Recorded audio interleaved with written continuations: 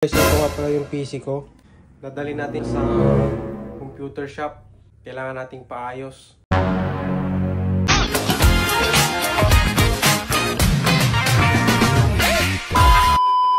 Hi guys, for today's video, dadalhin nga natin itong PC natin sa isang computer repair shop. Meron kasi akong mga nai-encounter na mga error at plano ko na rin mag-upgrade ng storage. At sinimulan ko nang alisin yung mga kable na mga nakakonect dito sa likod ng PC. Medyo madali lang naman i-disconnect yung mga kable nito dahil ilang piraso lang naman yung nakalagay dito sa likod. Bali, ito nga pala yung first time na dadalhin ko itong PC ko sa isang computer repair shop. Kaya wala akong idea kung magkano yung gagastusin ko sa mga ipapagawa ko. At ayun na nga guys, no, bali bago ko nga pala ihatid si Mami sa kanyang work, ay dumaan nga muna kami dito sa computer bucket dahil dito ko nga ipapaayos yung aking PC. At pagpasok ko nga sa loob ay agad naman akong inassist ng kanilang mga staff. Kaya naman sinabi ko na nga din kung ano yung mga gagawin dito sa aking PC at iiwan ko na nga lang tapos babalikan ko na lang pag natapos na. Siya nga pala guys, kapag naghahanap kayo ng mga computer needs or mga laptop, meron silang mga available dito na mga display na pwede ninyong pagpilian. Meron din sila dito mga iba't ibang brand at iba't ibang klaseng mga printers. At kahit mga CCTV na pwede ninyong ilagay sa inyong mga bahay at sa inyong mga business ay meron din sila dito. At kung gaming setup naman, meron sila dito mga gaming keyboards at gaming monitor na isa din to sa minamanifest ko na mabili. Uy, manifesting!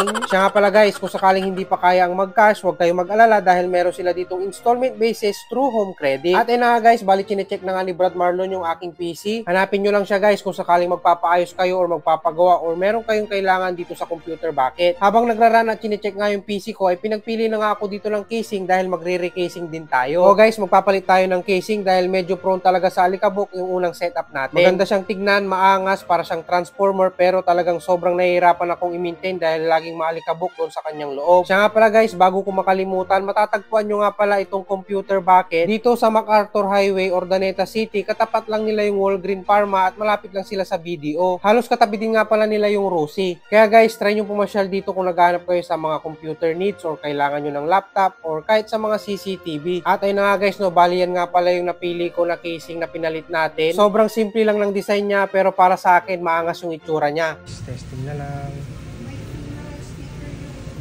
Kala mo Alienware kulay green. Angas.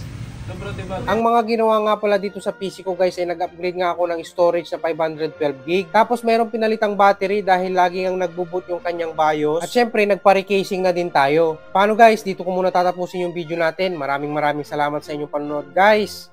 Stay safe, ride safe, and peace out.